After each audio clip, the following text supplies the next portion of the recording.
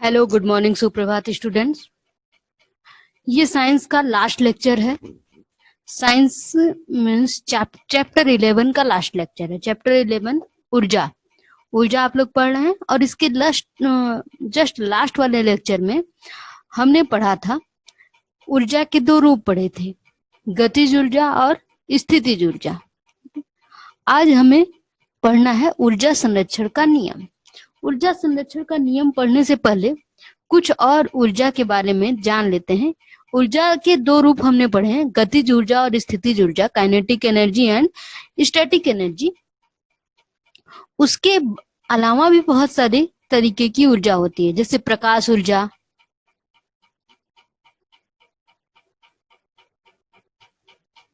ठीक है, विद्युत ऊर्जा,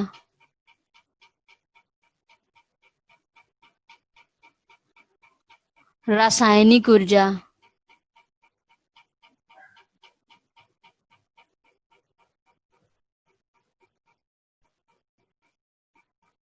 पेशीय ऊर्जा,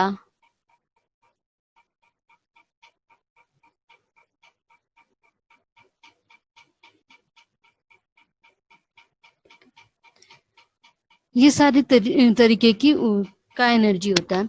तो देखिए, अब इसमें क्या हम एक एनर्जी को दूसरे एनर्जी में कन्वर्ट कर सकते हैं कि नहीं। जैसे अगर आपके घर में लाइट्स जल रही होंगी तो देखिए वो कैसे होता है, लाइट कैसे जलती है। तो विद्युत ऊर्जा जो होता है वो प्रकाश ऊर्जा में कन्वर्ट होता है, ठीक है।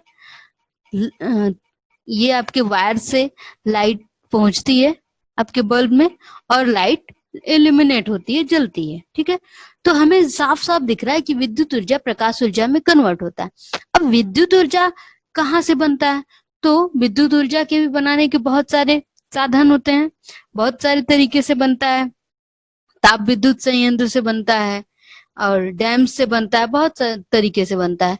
तो ताप विद्युत संयंत्र से ओवरऑल होता क्या है कि तेज धार से पानी या भाप को एक मशीन होता है डायनेमो, उस पर गिराया जाता है और जिससे वो रोटेट करने लगता है।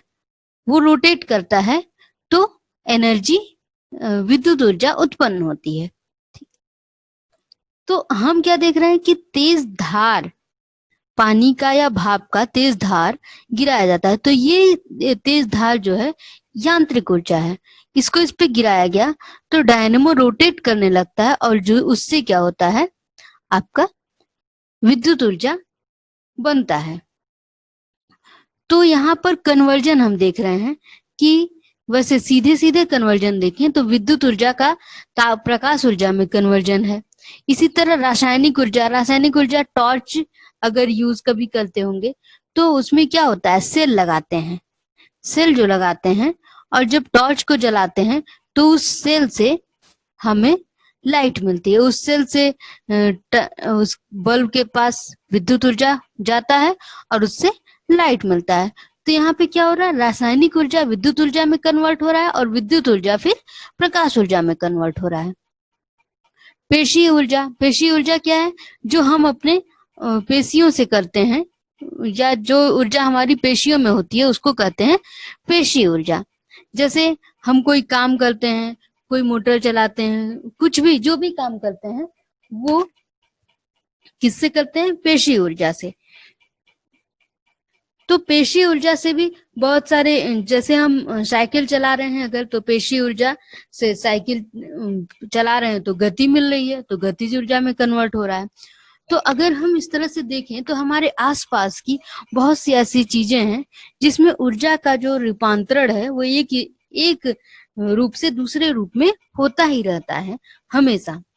तो उस वजह से इसका पढ़ा गया, ये चीजें पढ़ी गई कि ऐसा क्या है कि ऊर्जा का रूपांतरण एक रूप से दूसरे रूप में हो रहा है। तो इसको थोड़ा सा स्टडी किया जाए तो ये पाया गया कि जो एनर्जी है आपकी, जो यूनिवर्स में एनर्जी है, हर एक चीज, आप हैं, आप भी एनर्जी का स्रोत हैं। आपके आसपास जितनी भी चीजें हैं सब में कुछ ना कुछ एनर्जी है। हर पूरे यूनिवर्स के हर एक पॉइंट में एनर्जी है। तो जो एनर्जी है हमारे आसपास वो ना तो क्रिएट की जा सकती है ना डिस्ट्रॉय की जा सकती है। ठीक है, energy can neither be created nor be destroyed but it can be transformed from one form to another. ठीक है, ऊर्जा का ऊर्जा न ही बनाई जा सकती है न ही उसका विनाश किया जा सकता है। ठीक है, energy can neither be created nor be destroyed. ऊर्जा न तो ऊर्जा का न ही निर्माण किया जा सकता है न ही उसका विनाश किया जा सकता है, बल्कि ऊर्जा एक रूप से दूसरे रूप में बस स्थानांतरित हो सकती है। ठीक है, जैसे गतिज ऊर्जा है तो वो स्थितिज ऊर्जा में कन्वर्ट हो जाएगी, स्थितिज ऊर्जा है इलेक्ट्रिक एनर्जी में, प्रकाश एनर्जी, मतलब जो है एनर्जी का फॉर्म है ये, अगर ये सारे फॉर्म्स हैं तो इसमें से कोई भी एनर्जी डिस्ट्रॉय नहीं होगी, वो बस हम कुछ अगर करेंगे तो वो बस एक फॉर्म से दूसरे फॉर्म में कन्वर्ट होती जाएगी। ठीक है, हमारे किसी भी कार्य के द्वारा वो बस एनर्जी के फॉर्म्स कन्वर्ट होंगे, लेकिन एनर्जी कभी भी डिस्ट्रॉय नहीं होगी। जैसे एनर्जी के तरह ही द्रव्यमान संरक्षण का नियम भी होता है। ठीक है, कि कोई भी, जैसे एक चौक ले लें, चौक को अगर हम तोड़ दें तो वो छोटे छोटे पाउडर में टूट जाएगा, लेकिन खत्म नहीं होगा। उसको अगर पानी में घोल दें तो वो पानी में मिल जाएगा, लेकिन फिर भी खत्म नहीं होगा। कोई कागज है तो उसको जला दें, तो जला देंगे तो वो राख बन जाएगा। ठीक है, राख बन जाएगा, उसकी ह्यूमिडिटी उड़ जाएगी, तो थोड़ी सी ह्यूमिडिटी एटमॉस्फेयर में चली गई और उसका जो राख था वो हमारे सामने है, तो दोनों के का द्रव्यमान मिला के वो वैसा ही है। मतलब जो कागज का द्रव्यमान था वो खत्म, कभी पूरी तरीके से विनाश किया नहीं जा सकता। पूरी तरीके से क्या, उसका 1% भी विनाश नहीं किया जा सकता, बस उसको चेंज किया जा सकता है, उसका जो रूप है वो परिवर्तित किया जा सकता है। तो उसी तरह ऊर्जा है, जैसा कि हमारे गीता में भी जो पढ़े हैं आप लोग, गीता में पढ़ते हैं कि आत्मा न तो जो है मर सकती है, आत्मा मरती नहीं, आत्मा को जलाया नहीं जा सकता, आत्मा को भिगोया नहीं जा सकता, मतलब किसी भी तरीके से आत्मा जो है अजर अमर है। बिल्कुल उसी तरीके से ऊर्जा है, ऊर्जा अजर अमर है। ऊर्जा energy can be transform from one form to another form but it neither can be created nor can be destroyed. ठीक है, ऊर्जा न तो बनाई जा सकती है न ही इसका विनाश हो सकता है, इसको बस एक रूप से दूसरे रूप में स्थानांतरित किया जा सकता है। ठीक, अब इसका बहुत ही बढ़िया और एक सुटेबल एग्जाम्पल लेते हैं। मान लिया कि आप छत पे बैठे हैं, ठीक है, छत पे आप बैठे हैं गेंद लेके, ठीक है, आपके हाथ में एक बॉल है। ठीक, बॉल आप हाथ में बस ऐसे ली हुई है, तो जब आपके हाथ में बॉल है तो अभी क्या है, छत से मान लिया ये इसकी ऊंचाई h मीटर है। ठीक है, अभी जब आपके हाथ में बॉल है, उसको आप मूव नहीं कर रहे, तो उसमें कोई गति नहीं है, तो अभी इस बॉल में केवल क्या है, स्थितिज ऊर्जा, और वो किसके बराबर होगा, mgh के बराबर। h मीटर ये ऊंचाई है। ठीक है, तो अगर ये बॉल रेस्ट में है मतलब विरामावस्था में है, तो उसमें कोई गति नहीं है, और गति नहीं है तो उसकी वजह से उसमें गतिज ऊर्जा नहीं होगा, उसमें केवल क्या होगा, स्थितिज ऊर्जा। जब वस्तु है तो उसमें दो तरीके की का ऊर्जा होता है, या तो गतिज ऊर्जा होगा या स्थितिज ऊर्जा होगा या दोनों होगा। ठीक है, अगर वस्तु विरामावस्था में होती है तो उसमें गतिज ऊर्जा नहीं होती है, तो उसमें क्या होगी, केवल स्थितिज ऊर्जा। और अगर वस्तु गतिज ऊर्जा में है, गति में है, तो उसमें गतिज ऊर्जा भी होगी। अब विरामावस्था में है और h ऊंचाई पर है, तो उसकी गतिज ऊर्जा क्या होगी, mgh। ओके, mgh इसकी ऊर्जा होगी। अब क्या किया आपने कि इस बॉल को ड्रॉप कर दिया, यहां से छोड़ दिया ऊपर से, तो अब क्या, इसमें गति आ गई। ठीक है, और यहाँ आके ये गिर गया, यहाँ पे रुका। ठीक है, बॉल को ड्रॉप किया, यहाँ पे आया, फिर ऐसे मूव भी किया होगा, फिर मान लिया कहीं यहाँ पे आके रुक गए। ठीक है, अब अगर हम जैसे यहाँ पे ड्रॉप किया, तो उस टाइम अगर हम देखें कि इसकी एनर्जी क्या थी, यहाँ पे एनर्जी क्या थी और यहाँ पे एनर्जी क्या थी, लेट अस चेक। तो एट एच हाइट इसका जो वेलोसिटी है, इनिशियल वेलोसिटी, प्रारंभिक वेग इसका 0 है, ये विरामावस्था में था, और हाइट क्या था, h था, ठीक। एनर्जी क्या थी, एनर्जी थी mgh, ओनली स्टैटिक एनर्जी, स्थितिज ऊर्जा। अब ये h ऊंचाई से यहां पर आया, तो अब क्योंकि जब जैसे ही हम इसको छोड़ेंगे तो ये विरामावस्था में तो रहेगा नहीं, ये गति में आ जाएगा। तो यहाँ पर अगर हम देखना चाहें कि इसकी गति क्या होगी, पृथ्वी पर जैसे ही आया है, तो इसकी गति अगर देखना चाहें तो किससे निकाल सकते हैं, v square is equals to, third equation of motion, v square is equals to u square plus 2gh। v square is equals to u तो 0 है, 0 plus 2gh, so v square की वैल्यू हो गई 2gh। v स्क्वायर की value 2gh, तो मतलब यहाँ पर हम अगर निकालें काइनेटिक एनर्जी इसकी, तो वो क्या होगा, half m v square, v square की वैल्यू है 2gh, so kinetic energy is equals to 1/2 into m into gh, m into 2gh, 2 से 2 कैंसिल हो गया और वैल्यू आ गई mgh। काइनेटिक एनर्जी तो आ गई हमारी mgh। अब चलिए यहाँ पर ये वेग में आ गया, इस वजह से यहाँ पे काइनेटिक एनर्जी निकाली गई। यहाँ पर अगर इसकी स्थितिज ऊर्जा निकालें तो स्थितिज ऊर्जा क्या होता है, mg इंटू अर्थ से उसका क्या डिस्टेंस है, तो अर्थ पर आ गया, तो अर्थ से डिस्टेंस तो 0 है, तो इसलिए इसकी स्थितिज ऊर्जा जो u होगा वो क्या होगा, 0, u इज इक्वल्स टू 0। तो इसलिए जो टोटल एनर्जी होती है, यहाँ पर टोटल एनर्जी क्या थी, इनिशियली E1 टोटल एनर्जी क्या था, टोटल एनर्जी हमेशा कैसे कैलकुलेट करते हैं, स्थितिज ऊर्जा प्लस गतिज ऊर्जा। पहले केस में स्थितिज ऊर्जा तो mgh था, उसमें कोई गति नहीं थी, तो kinetic energy is equals to 0, so mgh, E1 is equals to mgh। E2 देख लें, E2 क्या है, गतिज ऊर्जा तो है u प्लस के। अब काइनेटिक एनर्जी तो mgh है, लेकिन u क्या है, क्योंकि वो अर्थ पे आ गया है, तो mg इंटू h की वैल्यू 0, तो इसकी वैल्यू 0 आ गई, तो E2 क्या आ गया हमारा, mgh। मतलब जो बॉल छत पे लेके कोई बैठा था तो भी उसकी एनर्जी mgh थी, और उसको छोड़ दिया फ्री फॉल तो नीचे आ गया, तो भी उसकी एनर्जी क्या है, 0 ही है। सो अब हम क्या कर सकते हैं, इस तरीके से, ये एक छोटा सा एग्जाम्पल था, इससे हम कह सकते हैं कि energy can neither be created nor be destroyed. ठीक है, यहाँ पर शुरुआत में तो इसके पास केवल स्थितिज ऊर्जा था, वो mgh था, टोटल एनर्जी किसके बराबर था, स्थितिज ऊर्जा के बराबर, और वही स्थितिज ऊर्जा अब किस में कन्वर्ट हो गया, काइनेटिक एनर्जी में, गतिज ऊर्जा में कन्वर्ट हो गया। तो यहाँ पे क्या हुआ, रूपांतरण हो गया, स्थितिज ऊर्जा का गतिज ऊर्जा में रूपांतरण हो गया, लेकिन टोटल एनर्जी पहले भी mgh थी और अब भी mgh है। So this is the example of transformation of energy. Now अब आपका एक नेक्स्ट टॉपिक आता है, कार्य करने की दर।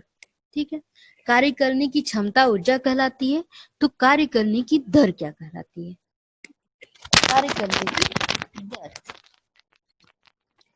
तो वो जो दर है उसको किससे रिप्रेजेंट करते हैं, और वो वैल्यू क्या होती है, उसका यूनिट क्या होता है, ये सारी चीजें हम पढ़ेंगे। तो अब आपका हेडिंग है कार्य करने की दर, कोई कार्य किस स्पीड से किया जा रहा है, अगर उसको हम कैलकुलेट करते हैं तो उसको कहते हैं कार्य करने की दर, और उसको नाम दिया जाता है शक्ति, मतलब पावर। पावर, कार्य करने की दर अर्थात शक्ति मतलब पावर। सो जैसा कि ये नाम से ही स्पष्ट है, क्योंकि ये कार्य करने की दर है, पावर को पी से अगर डिनोट करें तो ये हो गया कार्य और ये हो गया time. W by T is called power. इसका फार्मूला हो जाएगा हमारा W बाई टी। कोई कार्य किस दर से किया जा रहा है, उसको, दर का मतलब होता है कि कितने समय में कितना कार्य किया गया, तो उसी को कहते हैं पावर। ठीक है, शक्ति। अब इसका जो मात्रक होता है वो होता है वाट। अब यहां से अगर देखें तो वाट क्या होगा, क्योंकि इसका जो मात्रक है, वर्क का मात्रक तो जूल होता है, कार्य का मात्रक जूल है, और टाइम का मात्रक क्या है, सेकेंड, तो इसलिए वाट। तो अगर हम देखें एक वाट, अगर आपसे पूछा जाए कि एक वाट बराबर क्या होगा, तो ये होगा 1 जूल प्रति सेकेंड। या अगर हम इसको डेफिनेशन में लिखना चाहें तो इसको ऐसे भी लिख सकते हैं, एक वाट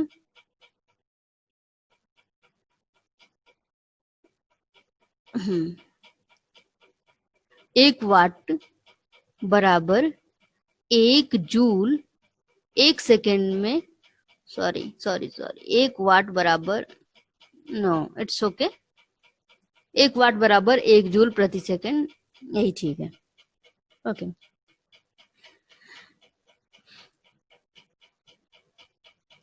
या 1 वाट इज इक्वल्स टू, 1 वाट वह शक्ति है या 1 वाट वह शक्ति है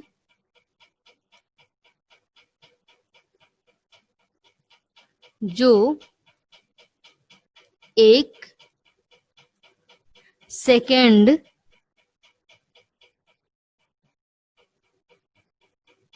में 1 जूल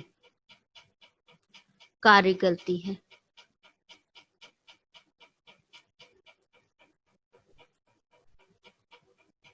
एक जूल कार्य करती है। अब 1 वाट, इसका मात्रक किलोवाट भी होता है, जैसा हम पिछले लेक्चर में भी बताए थे कि किलो का मतलब होता है 1000। तो अगर हम लिखें 1000 वाट तो उसको क्या लिखेंगे, 1 किलो वाट, 1 किलो वाट, 1 के डब्लू, वाट का मतलब डब्लू, यहाँ वर्क नहीं समझना है डब्लू को। ओके, तो ज्यादातर प्रयोग में किलोवाट ही लाया जाता है, शक्ति का मात्रक ज्यादातर प्रयोग में किलोवाट ही लाया जाता है। आपकी जो विद्युत होती है, बिजली की जो रीडिंग्स आती हैं वो भी किलोवाट में ही आती हैं। ओके, सो यहाँ पर एक लास्ट टॉपिक है, उसको खत्म करके कुछ एक क्वेश्चंस भी बता देते हैं। सो नेक्स्ट टॉपिक है क्या, ऊर्जा का व्यावसायिक मात्रक। ठीक है, तो ऊर्जा का व्यावसायिक मात्रक क्या है, तो ऊर्जा का व्यावसायिक मात्रक का क्या मतलब है, जैसा मैंने बोला कि जब बिजली का बिल आता है आपका, जो रीडिंग्स आती हैं तो वो किलोवाट आवर में होती हैं। ठीक है, किलोवाट आवर मतलब कि अगर हम बोलें कि 1 किलोवाट आवर, किलोवाट आवर, ठीक है, जैसे क्या पावर है आपका वर्क बाई टाइम। अगर हम सबके मात्रक लिखें तो इसका मात्रक हो गया वाट, और अगर हम किलोवाट ले रहे हैं तो किलोवाट, और ये हो गया वर्क, वर्क है, वर्क क्योंकि ऊर्जा भी सेम होता है तो इसको ऊर्जा ही रहने देते हैं, ऊर्जा। ठीक है, बटे टाइम, टाइम को अगर हम घंटा ले लें तो ऊर्जा का जो मात्रक ऐसे भी हो जाएगा किलोवाट, और घंटा का जो यहाँ पे मल्टीप्लाई कर दें, घंटा मतलब आर, तो घंटा का हो गया आर, तो ऊर्जा का ये भी मात्रक होता है किलोवाट आर। ठीक है, किलोवाट आर। तो किलोवाट आवर का क्या मतलब है कि 1 किलोवाट ऊर्जा, मतलब एक मशीन है, कोई एक मशीन है, उसको 1 घंटे तक चलाने पर जितनी ऊर्जा उत्पन्न जितनी ऊर्जा व्यय होती है तो उस ऊर्जा को बोलेंगे 1 किलोवाट आवर। ठीक है, अब हम 1 किलोवाट आवर की वैल्यू अगर हम कैलकुलेट करें 1 किलोवाट आवर, तो 1 किलो का मतलब 1000 वाट इंटू 1 आवर का मतलब होता है, अगर इसको सेकेंड में कन्वर्ट करें तो 60 इंटू 60। ठीक है, सो दिस इज 1000 इंटू 3600 वाट, ये सेकेंड हो गया।